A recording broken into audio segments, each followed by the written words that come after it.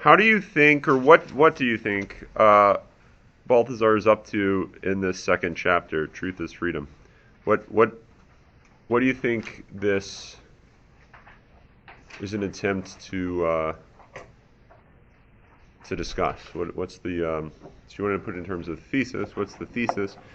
What's the project of this chapter?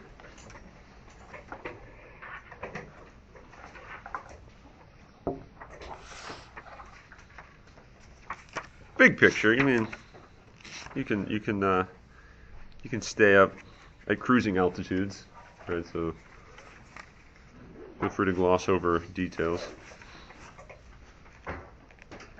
How is truth free?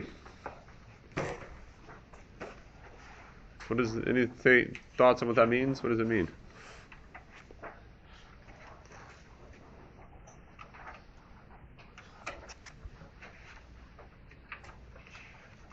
Is truth free?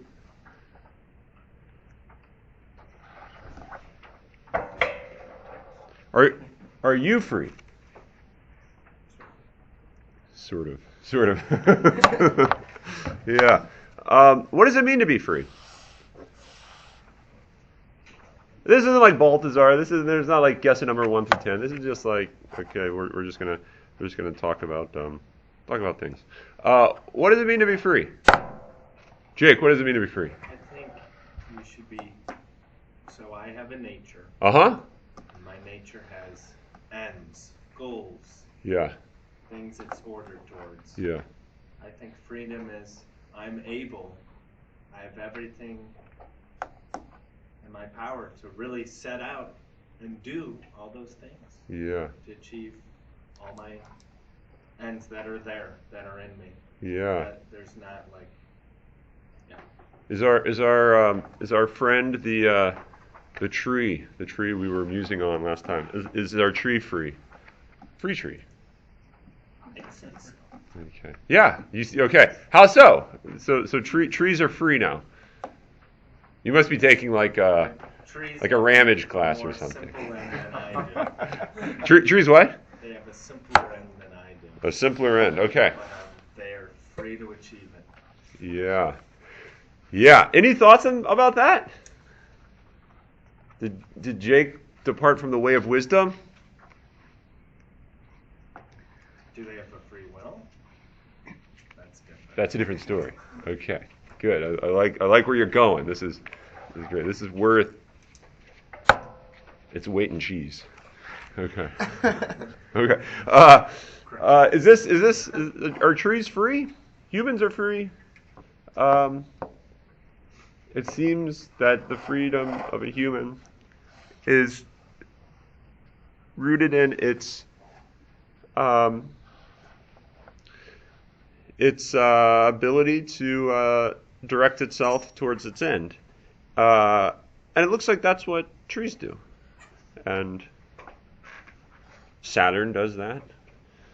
Its end is a very simple end, perhaps, which is just understood in terms of like astronomical movement, maybe. I don't know. Its end is to do what large bodies do, which is, enact the basic physical forces of gravitation or something like that. So Saturn is free in a sense. The tree is free. Is that good to say? Is that true? Clarifications on what that might mean? This is just taking a stab at it. Okay. I think maybe the tree is free in the sense what Jake was talking about. It's nature, but only insofar as it is unveiled to the subject. So like, it only can be free insofar as it relies on being like unveiled. So I don't know if that. Yeah. But I say in a way, yes, not in the same way as the last one. So if a tree falls in the woods and you're not around, it makes no noise. Well, if it does make a noise, it just doesn't do it freely. But what about a tree that like starts growing and then dies? Right? Mm-hmm. or begins to die, Mhm. right? So it's not fully reaching its telos. Uh-huh. Because I guess when it dies, it would be no longer a tree per se. But Yeah. so or if people, for example, like cut off the tops of it for Mhm. some random reason, like is that tree still really free? Does our freedom depend on whether or not We can achieve, fulfill our... but we can achieve our end. What's the end of the tree? If it's not a tree anymore because it's been plucked out of the ground and chopped all up? I'm just like I guess like in the example of it like dying, or if it's growing in such a way that it will like fall off the edge of a cliff. Like, is it still like free? Free to be a piece of firewood. So there's something that there's this philosopher that used to teach at CUA, I believe, Kenneth Schmidt, and he wrote this book called, it's escaping me now, The Recovery of Wonder. I'm almost positive that's the name of it. And in there, he talks about the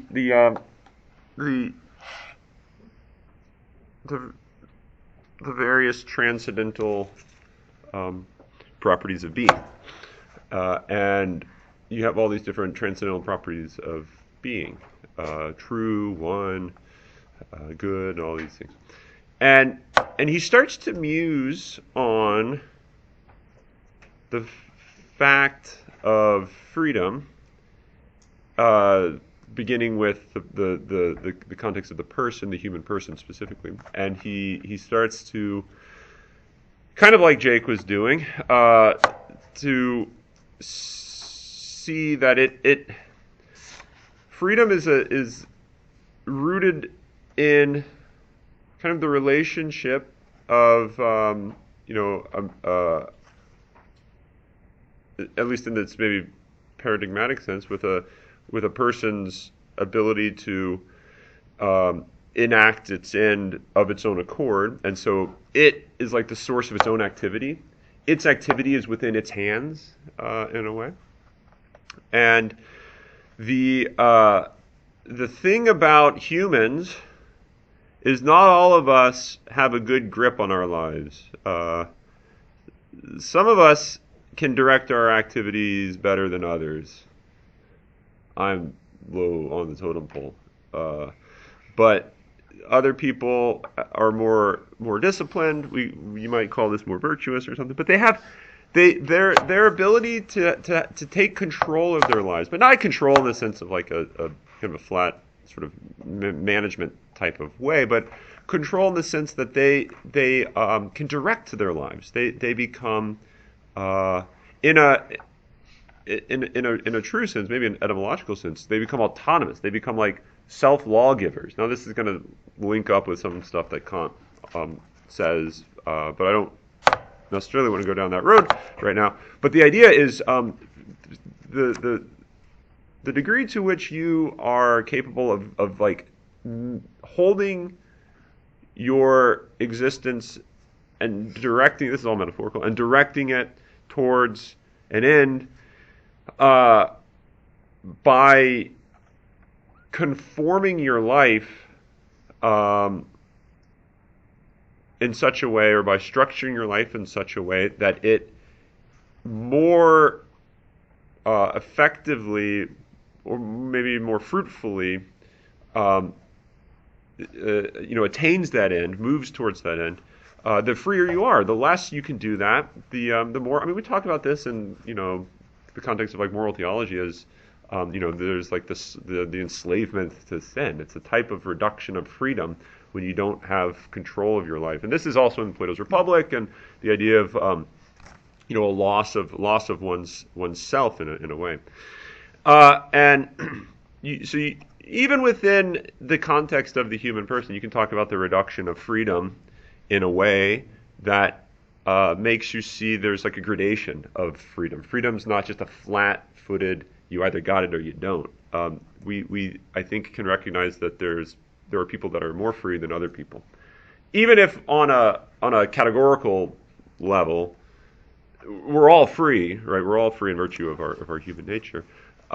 There's another sense in which you can distinguish levels of freedom, and that's the degree to which that individual is capable of,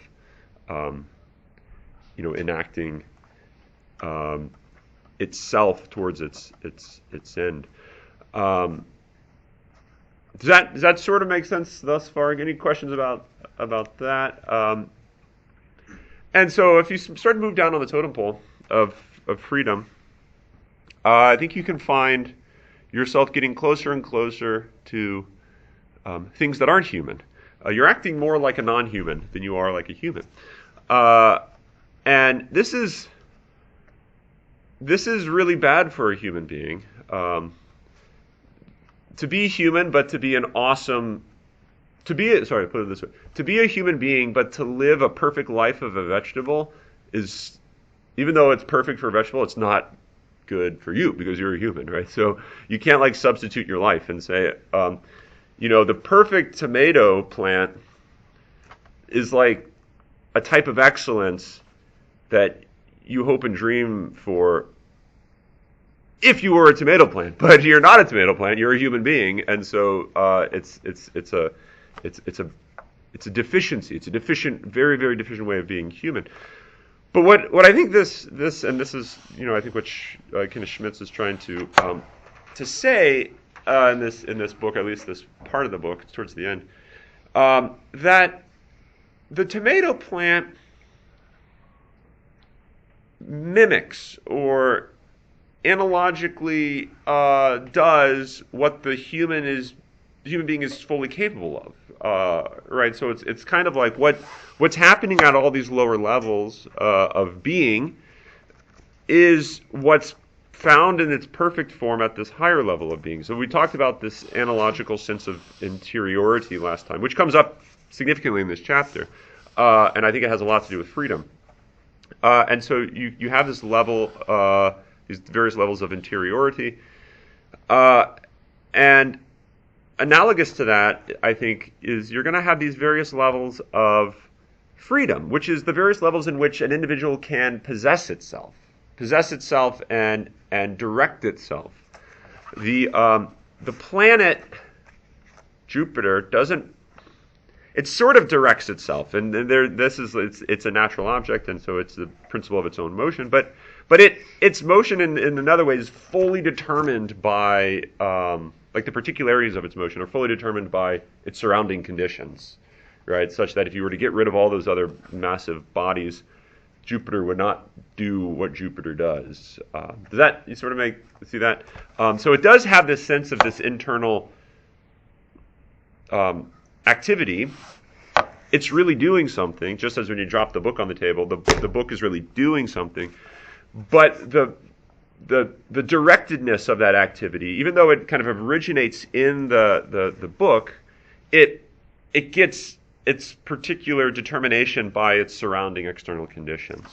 And so the book is like almost as far from freedom as you could imagine, although it does have some small, like, what would you call it? Flicker of freedom. Well, that's a great name of like a book. If you're going to become a professional philosopher, write a book called The Flicker of Freedom. That would make you a lot of money. And the idea is it's the particular way that it enacts its nature rests in the hands of something other than it. And for that reason, you could talk about the book's truth, its disclosure of itself, how it discloses itself, how it reveals itself, how it becomes illumined, is going to not be a very creative thing for the book. The book doesn't get much of a say in how it's going to reveal itself, disclose itself, unveil itself, communicate itself, to use the sort of the more traditional term. And that, I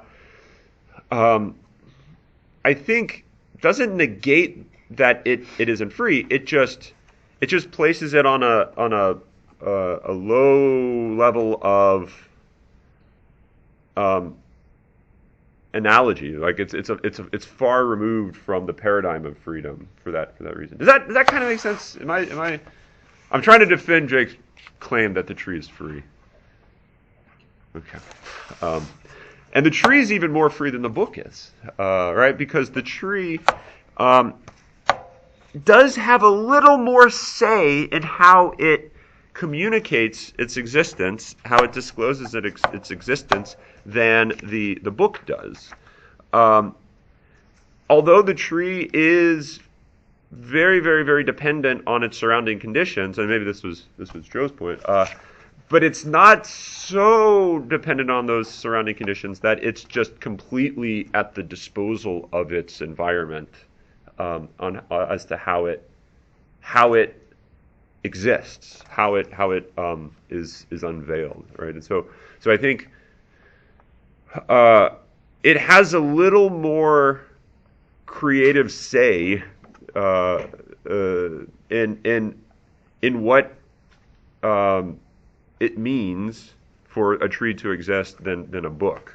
The tree can communicate the meaning of itself, its essence is another way to put it, in a little more self-possessive way than the book can. Does that kind of make a little And I think sense? you have to comment too, like with man, for example, like he too is not just his circumstances, because Yeah. I mean the example of the tree, you could kind of also make the same argument for man, like what if he is born maybe with Yeah. some sort of defect, Yeah. or he's in the gulag, Yeah. and Yeah. how he can achieve his ends, and Yeah. it's more of like the freedom is having that indelible nature that, and maybe Yeah. in these different circumstances you're still free to do what man would do in that circumstance or there or with that Yeah. defect. It's not diminished. Yeah. Yeah, and I think this is what. So I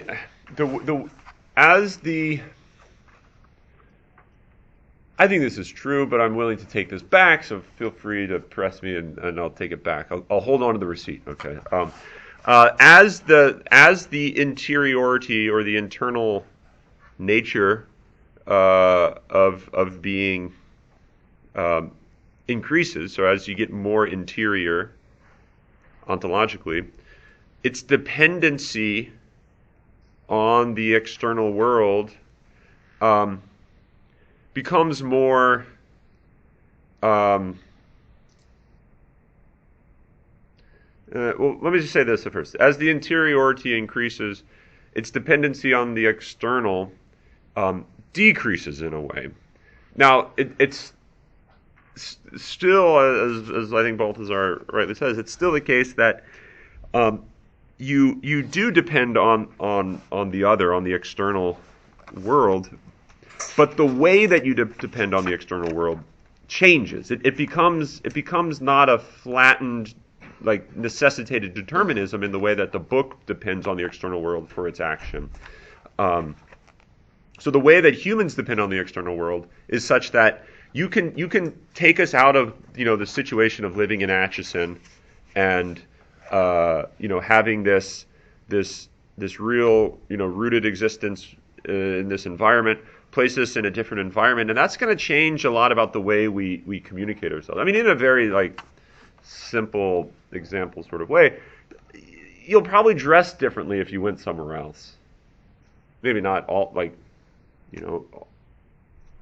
certain places you might still be the same, but various ways in which you communicate yourself, which is to say in various ways in which you exist in the world in relation to others, is going to be affected by that external world. In a very simple way, if you're in France, you don't want to speak English to people. You want to communicate yourself and your thoughts, not in English, but in French. You could try to do it in English, but it's going to turn out to be a complete failed botched endeavor. You have to adapt, right? And this is maybe what I'm trying to say is that freedom also corresponds with adaptability. That the book can't really adapt very well without the external. I mean, even thinking about this, we have some physicsy minded people in the room, so feel free to tell me if this is true. But it's kind of like without any of the external conditions, there's something about the constitution of material objects would be very different. So, get rid of the external conditions and even the very makeup at that brute physical level of what an object is going to be different. Right? And so it at the pure level of physicality, physical objects aren't very adaptable. They really require a lot of similarity in their environment. You can get. I think there's another way in which you could think about the adaptability of a physical object, that it's the same book whether you put it here or in Antarctica or there, right? But at that level of, at that domain of physical brute environment, you're not really changing the physical environment whether you have the book here or whether it's in Antarctica. At that brute level of the basic laws of nature, you're not really changing its environment. That's partly what its universal necessity is rooted in, is the fact that the laws of nature they're not just located to particular times and places, they extend to all matter. But the idea is that the book doesn't get a say in its adaptability, and it doesn't sort of undergo any intrinsic change in order to adapt to its environment. Plants and trees, I think I remember reading about this, that they various altitudes and in various conditions, temperature and rainfall and all that, they'll grow in very different ways. Now, there's a lot of similarities between how that plant manifests itself in those different environments, but it's still a different manifestation, which the plant, it's sort of responding to the environment in this way, and it's sort of making do. And this is, I think, at the root of the evolutionary process as well, is that it's, the adaptability to nature. There's a type of brute sense of trying to persist when it seems like persistence isn't possible, or it's not likely. But I think the human has this ability to make decisions about how and even whether it is going to stay the same, which is what allows for there to be, I think, this moral, ethical dimension to the human action, which you don't find in the action of plants or in the action of physical bodies, because the human makes this decision about whether it will stay the same, whether it will disclose itself in the same way, that is to say, act in the same way in various contexts or not. So I don't know. I think that there is something about the way in which we have this interior existence rooted, in what we saw in the chapter 1 about the subject in object and object in subject sort of compresence of the two, culminating in self-consciousness, and that corresponding with the degree of freedom that you have in truth. So it's kind of like truth, in virtue of being the disclosure of being. It has an element of freedom. It's up to the object to determine how it discloses itself, and that can happen at various levels. And it's only at the human level, which is typically the only level that we really talk about when we talk about freedom, is where we get a choice in how are we going to say something, or even whether we're going to say something. The tree can't be passive aggressive and try to say something without saying something, right? it's only in light of that human degree of interiority that we're capable of making actions about our actions. Making that, which is what a decision is. Like, we can act in regards to how we're going to act.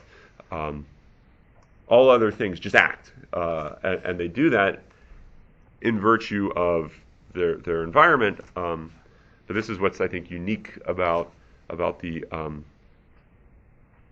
human, and this is ultimately the height also of truth. Truth is found at that level, and so I think one of the things Balthasar was trying to say is truth is creative in this way. You could also think about the levels of creativity, about how being is known, how being is disclosed. It's just there in the level of the book, let's say, but then it can get more and more interesting. We'll just put it in that simple term as you proceed ontologically. Comments, questions, thoughts about any of this? Things that struck you?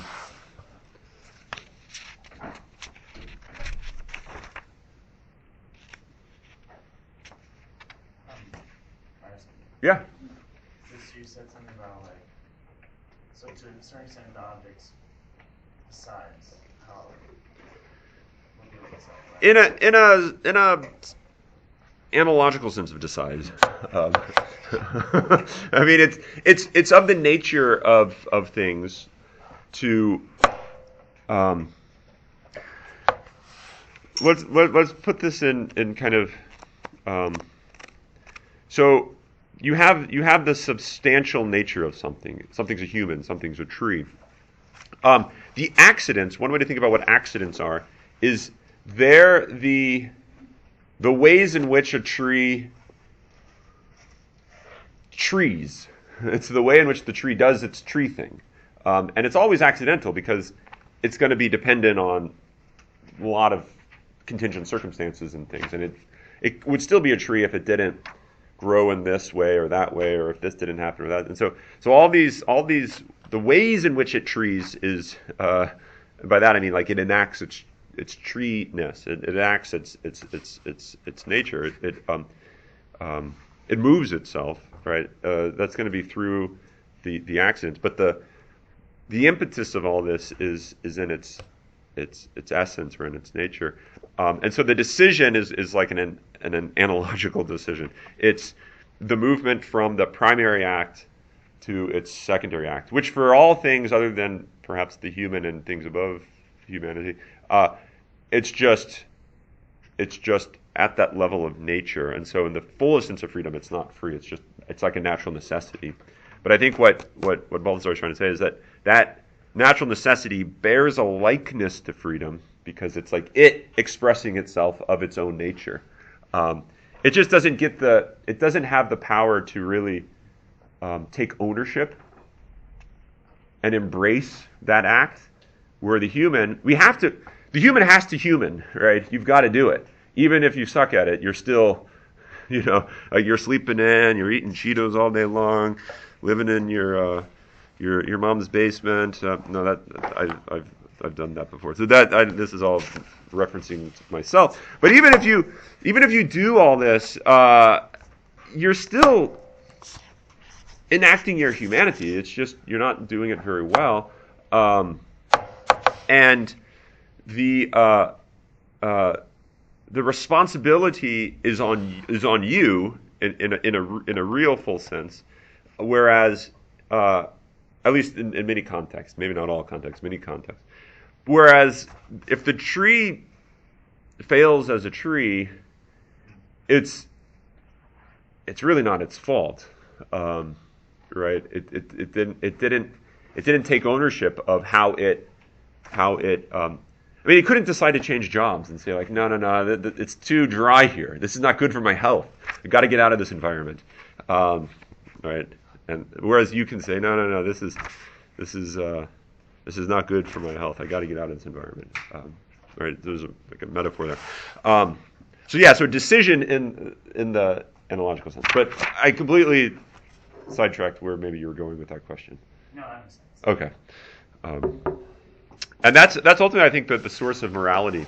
And it's what allows you to even see that strange. It's not an equivocation. It's an analogy between talking about that's a bad table saw, and that's a bad chicken, and that's a bad human. You can kind of see how there's certainly a similarity in all that, and so it's not just complete equivocation. But you don't think that we blame the table saw for its badness, and we don't blame the chicken for its badness, whereas we do, in many contexts at least, blame the human for its badness. The table saw didn't have a choice in whether it was going to be made of plastic or not. Right? It didn't make itself plastic, whereas the human seems to be capable of making itself plastic. Plastic surgery. Okay. So okay. I wasn't planning on going there, but okay. So that yeah, I think that that's one aspect of this reading, which is interesting and important. Another aspect of this interesting is the context of we'll call it depth or mystery of being, which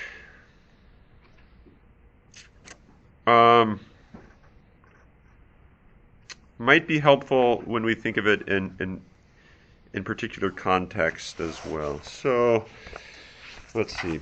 It's hard to know what it's like to be a plant. Maybe there's not a way for what it's like to be a plant. Maybe plants aren't aware. But plants are things, right? We talked about this level of interiority in a plant. What you don't want to do is think about plants through the model of like Beauty and the Beast. Like they have this consciousness, and they're just like there. I mean, in the sense that humans are conscious. There's a way, in virtue of having an interiority, like we've been talking about, and that we saw this in that passage from Thomas a couple classes ago, where all things have a level of interiority. And for that reason, I think you can talk about their interiority is always a mystery to us. We can know their interiority, the interiority of a table, in a analogical inference from understanding ourselves and a type of analogical projection, say, onto that other thing that's not a human, right? At the level of animals, we get a little bit. We kind of think we have a better understanding of what it is to live a life of an animal versus what it is to live a life of a plant, right? Does that make sense? And that's because we tend to think animals are closer to us. The ways in which animals communicate themselves is a little bit closer to the ways in which we communicate ourselves. So we're more like a plant than we are like an animal. Or sorry, more like what am I saying? We are more like an animal than we are like a plant. Right? And so we tend to think that we have a better understanding of the interiority of the brute animal, the armadillo, or alligator. Sometimes I like alligators too. Right? We have a better understanding, we think, of the interiority or the what it is to be a subject that's an alligator versus what it is to be a subject that's a tomato plant. Okay, now that makes us think we have a better, more complete understanding of our friend the alligator over our friend the tomato plant because we're more like them. He speaks our lingo a little bit better. It would be like it's hard sometimes to understand people with very thick accents, British, very, very thick British accents. It's sometimes hard. You have to kind of slow down because we're so used to, at least I am, American Midwest dialect. You can kind of, if you kind of focus, you can kind of get what's going on in the British context. So we're a little bit closer, and so we think that the act of communication, we know them better, the Brit, than the Frank, the guy living in France who's speaking French. Like, I don't speak that language. I don't know what you're saying. It's almost as if there's this like complete veil between us, and I don't get at all what you're saying. And so we tend to think that because you get because the communication increases, we think that means we have a better grasp of that thing. And what Balthasar is saying is, in one sense, that's true, but in another sense, it's just the opposite. Because we do speak the same language, it means now that, interestingly, there's more of an inner depth to that thing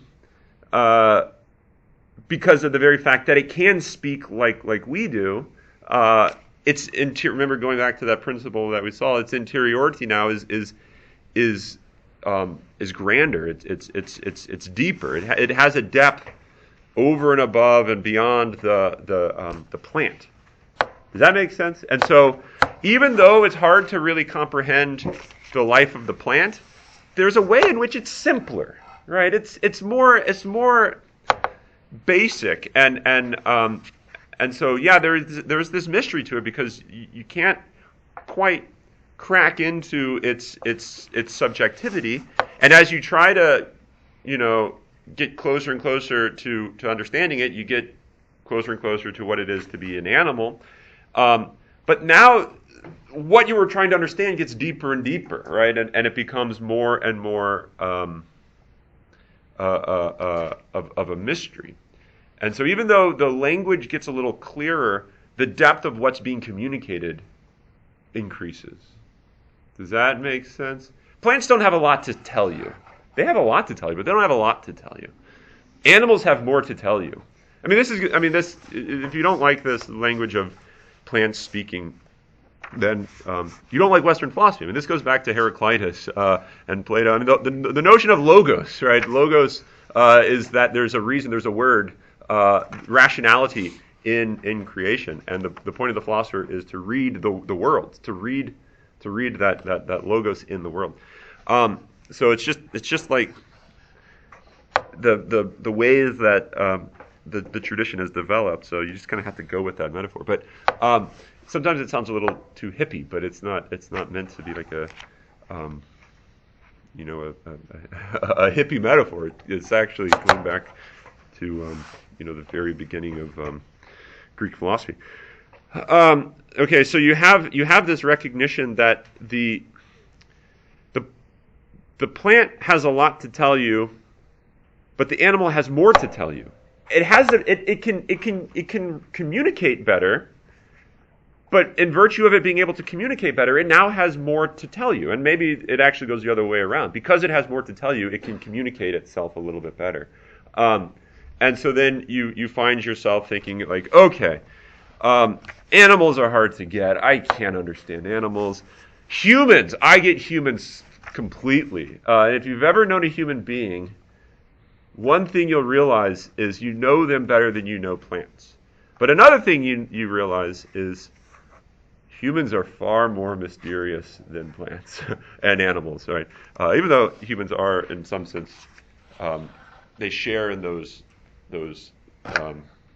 souls, using the Aristotelian Thomistic language.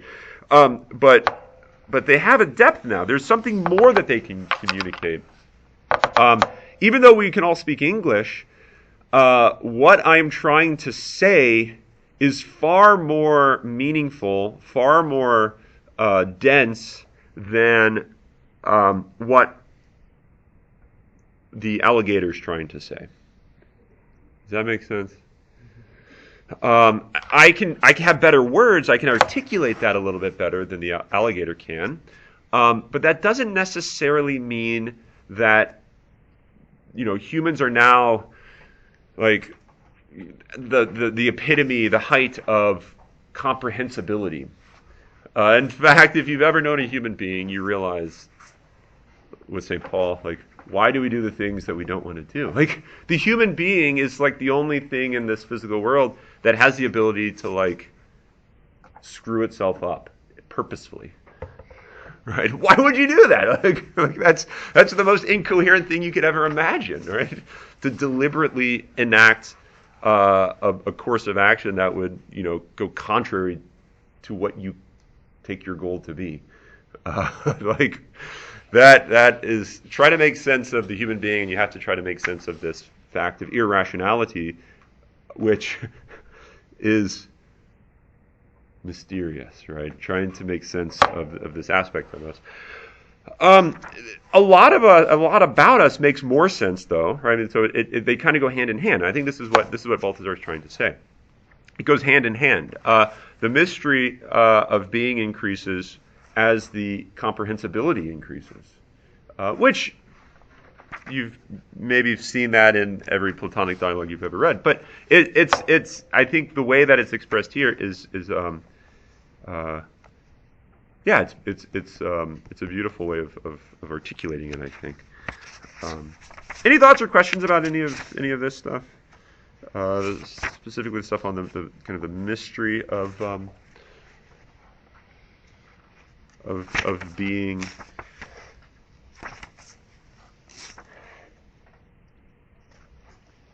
Things that you found interesting about this notion.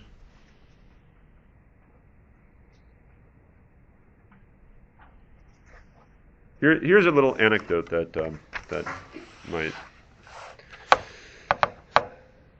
might help. Maybe some of you've heard this before. I used this before in classes, but so when I was engaged, a good friend of mine who's my confirmation sponsor, he was in my wedding. He was one of my groomsmen, and I hadn't seen him a lot, since pretty much since high school. I kept in contact with him through college and everything. But anyway, so I was engaged, and he came for the wedding, obviously, because he was a groomsman. And I was talking to him, and he said, "What do you love about your fiance?" And I started thinking, and I was sort of like starting to blush because I couldn't think of like what to say, and I started getting awkward because I'm like, okay, what do I say now? Now he thinks like I can't think of a reason why I love my now wife, and I said something. I said something really, really sort of banal and trivial and stupid about personality and easy to talk to and all those things that you sort of shouldn't say when you're trying to describe why you love someone. And I said that, and he kind of laughed, and anyway, I don't know exactly what came of it, because I kind of felt like I was stopped in my tracks. And after the fact, I started to think about why was that a difficult question to answer. And it's not because I started like questioning whether or not I actually loved my wife. It was that to try to pin it down in a way that could communicate it in the course of, I don't know, like a minute, 2 minute, 3 minute long conversation, just didn't seem doable. Is that, you know what I'm talking about? Okay, so it didn't quite seem doable. And so I think it was a trick question. That's what I wanted. I'm justifying myself. I'm saving myself from it. It was a trick question because I don't think it. I think the reason that, and I think this is for a lot of us, the reason that we love people, specifically humans, but I think it could also mirror to like the reason why you love waking up and watching the sunrise, if you've ever done that. Hopefully you've done it. You should do it if you haven't. This is a great place to do it. Or the reason why you even love a particular activity. Like, I like to run, and some people are like, why the heck do you like to run? And it's hard to talk about why you like to run. Why? I mean, the things that you really enjoy, that you take a lot of meaning in, you can describe things about them that do express in a limited fashion the meaning or the content that you know, but the way in which you know it isn't in that limited, simple articulation type of way. And I think it's to be expected that you're always, and this is what Balthasar is saying here, is that you're always are going to be leaving something out when you communicate something of meaning. And that's because it comes through the avenue of accident, right? The second that we were talking about, the primary, the human has to enact itself by way of its particular actions. Okay, how am I going to show my wife that I love her? I can bring her flowers, or I can write her a poem, or I can make dinner, or I can not make dinner and compliment her dinner. But wait, if I make the dinner, then I can't compliment her for making the dinner. But if and then I didn't make, I can't do all of this, right? I can write her a short poem, like right to the point, a long poem, but I can't. Maybe I'll write 2 poems.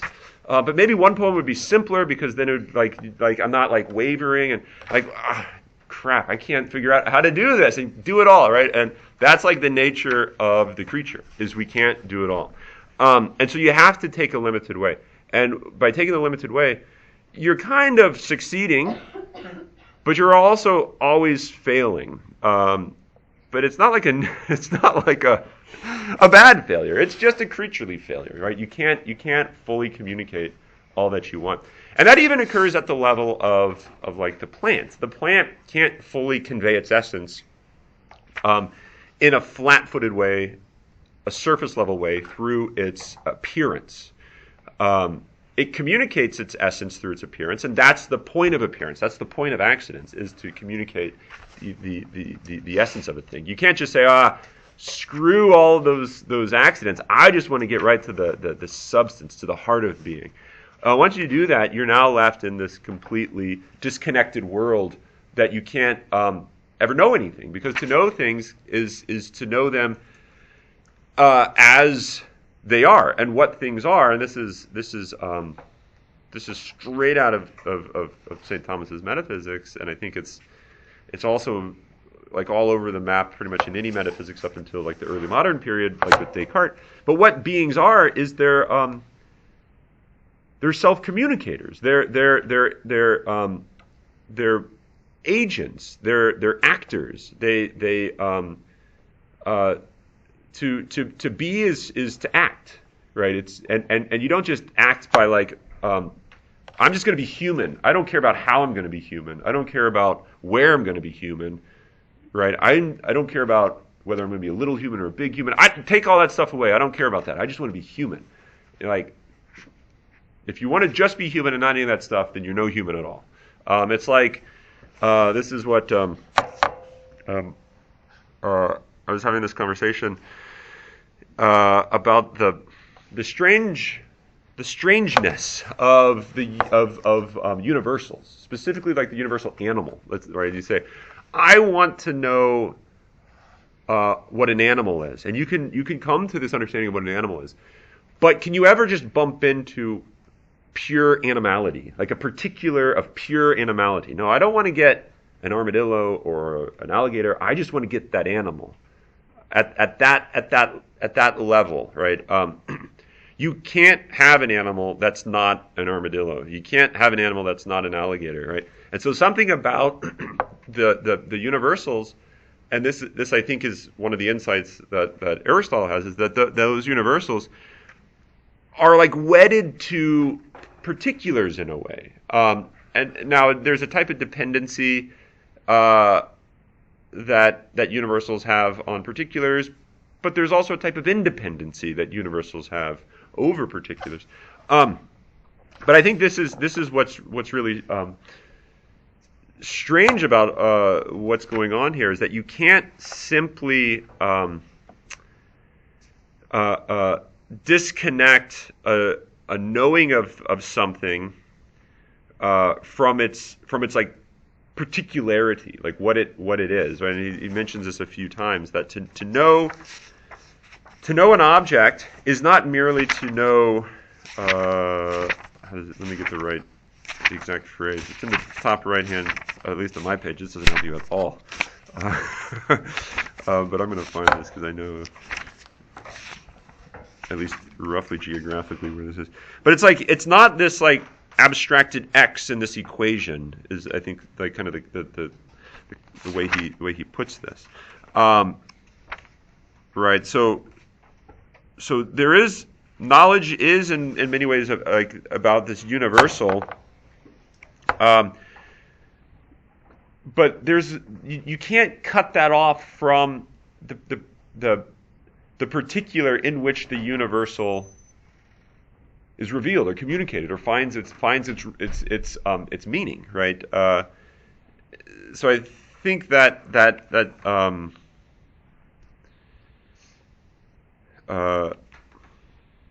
mean, you could call it paradox, but it's really this strange relationship between the knowing of the particular is in some ways knowing something more than the particular. It's knowing the universal, but it's not a okay. Now we can get rid of the universe, or sorry, we can get rid of the particular and just hold on to the universal. Because if you got rid of the particular, then you would get rid of like what the universal was for. The universal, in one sense, was for the existence of this particular, right? I mean,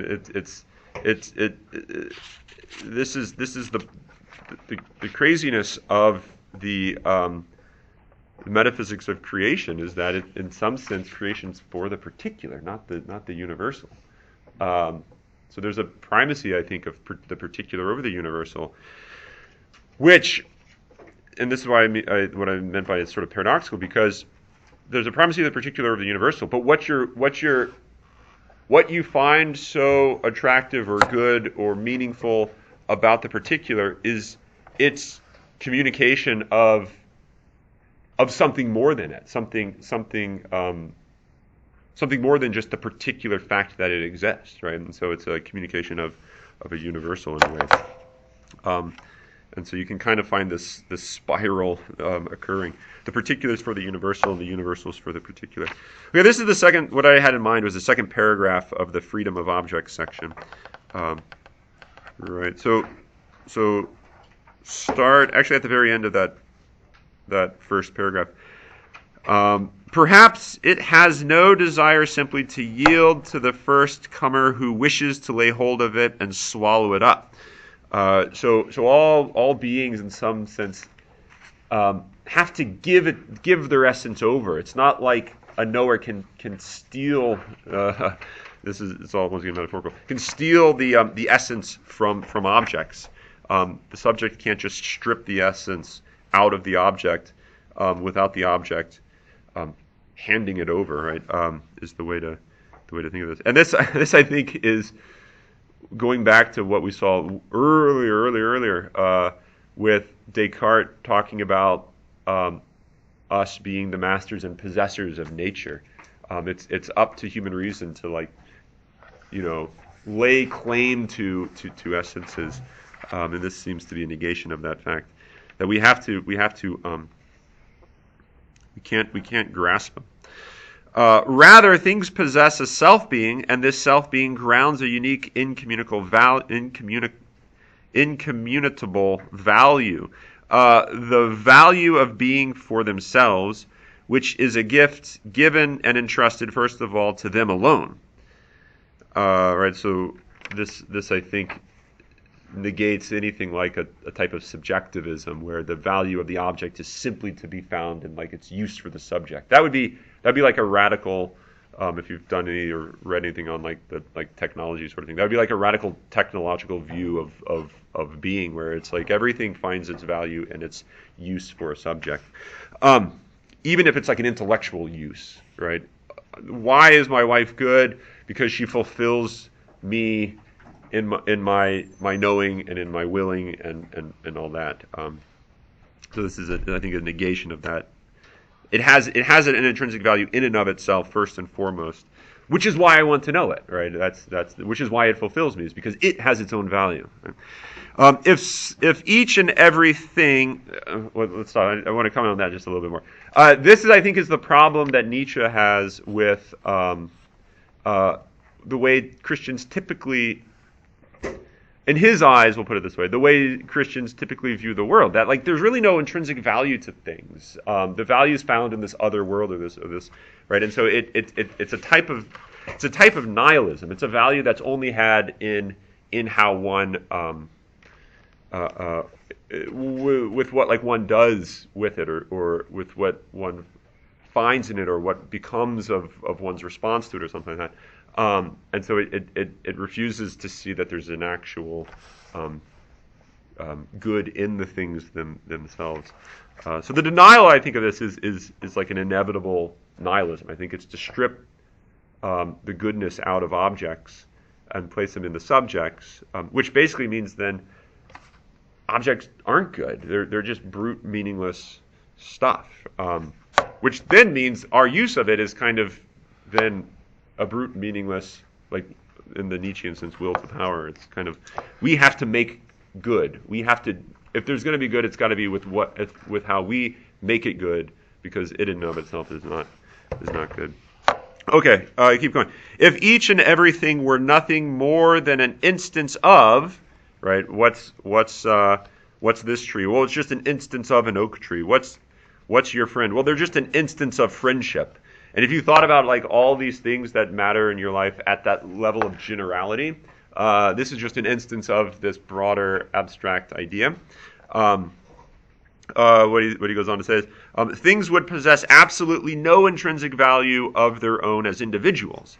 And so I think this is one of the worries that Balthasar has, and this is why this is in the context of this idea of truth, is if truth becomes this abstraction from the reality of the particular, then you lose the value of truth. You lose the real value of it, because it now just becomes this abstraction for me, right? It doesn't have a goodness in and of itself as an object of its own. Right, going back to what we were talking about last time, when you know something, you don't want to just know it in the ways that you can like make sense of it. So you don't want to know it as something that pertains to you, like an egotistical type of knowledge. You want to know it as it is in itself. And I think that's the type of knowledge which would generate it, allowing it to have a goodness that is intrinsic, and not simply an abstracted form of goodness. Right, and so there's always going to then be something that's unrepeatable, as he says at the bottom of that page, even in a way incommunicable, that can't fully be communicated in creatures. It's we can't fully communicate like the completeness of our particularity to another. Although all of our actions are in some ways an attempt to do that, but we do that through, as he talks about later, through the particularities of words, which is like through generalities in a way, right? And so the particularity of one's existence is communicated by means of universals, which is what allows communication to happen, because now you can commune, you can unite over this universal, but it's an attempt to communicate particulars, and so the particularity is always kind of left a little bit out of picture, and that's, I think, what he's trying to say, or that's what he's trying to communicate. Slight pun intended. In the idea of that solitude, the solitude of the subject, right? The subject and the object are always, in one sense, trying to commune, and that's what truth is. It's the communication of the unveiling of the object to the subject, and the subject's reception of the object. But that's always going to find itself being imperfect because of that primal fact of particularity. I think is what he's trying to say. Okay, any thoughts about this? One of the things you can think your thought and then ask it or voice it, but I want to mention one last thing and how this relates a little bit to Kant, at least as we were looking at in the Critique of Pure Reason. There's a type of intersubjectivity which is at the heart of a lot of this, right? The conundrum of the subject comes to know that the object is itself its own subject, right? So when you know a human being, it's not simply you're knowing something like you're knowing a chocolate cake. It's not just there, for you to look at, and if you don't look at it, then it's not being looked at. If you look at it, it is being looked at. You don't think the chocolate cake is looking at you, right? You don't think the chocolate cake has thoughts about you. You don't think the chocolate cake has like this world in which you exist for it. Although that, in one sense, I think is true. We tend to not really reflect on that unless you're in like a crazy metaphysics class or something. But the idea is, at the level of consciousness, it becomes now possible for the subject. Don't let the words get confusing. So it becomes possible for the subject to know that the object is itself a subject. I look not at a chocolate cake, but I look at another human being. And I know that when I'm looking at that human being, this is why we sometimes get nervous when we talk to people. That human being is like looking back at you. You know what I mean? And you're kind of like, wait a second. It's not just my world that I'm in. I'm also in someone else's world. Now, granted, these worlds overlap, but this is a type of depth to truth that I think begins to open the door for what we were talking about a little bit earlier, the idea of the mystery of being, that you can now come to see yourself as not just as a knower of things, but as a known by things, which then makes you, and we do this, which makes you think, is my hair good? Did I say something stupid? Right, and you find yourself not sure with how you are communicating. You become a mystery to yourself because you recognize that you are an object for other subjects, which you then recognize you're not in full control of. And now you have some control of this. This is what freedom is. The tree can't recognize itself as an object for subjects, but conscious beings can. And this is where freedom kicks in, because now we can become creative. It's like, wait a second, I know Jake really loves cheese. I could try to make this point if, I was talking with, Sienkiewicz, I would use maybe the example of like Polish, I don't know, poets or something. But no, that's not going to be a good way of communicating this point to Jake. I've got to use cheese. It's the same point, but it's through cheese that Jake sees the world. and so I become concerned with not just what I'm doing, but with what I'm doing, which is to say, like how I'm communicating myself, how I'm disclosing myself, is going to be sensitive to myself as an object to another subject. And the more that I know myself, the more that I can better. This is where creativity comes in the scene of all this. The better that I can try to craft my communication. And this is why I'm not a very good teacher, because I can't do this very well. I can't relate the ideas that I have because they've made sense to me in particular contexts, which might not be context that you have. And so I'm trying to like relate it into through context that other people know, which is why examples are fruitful. Right? I'm trying to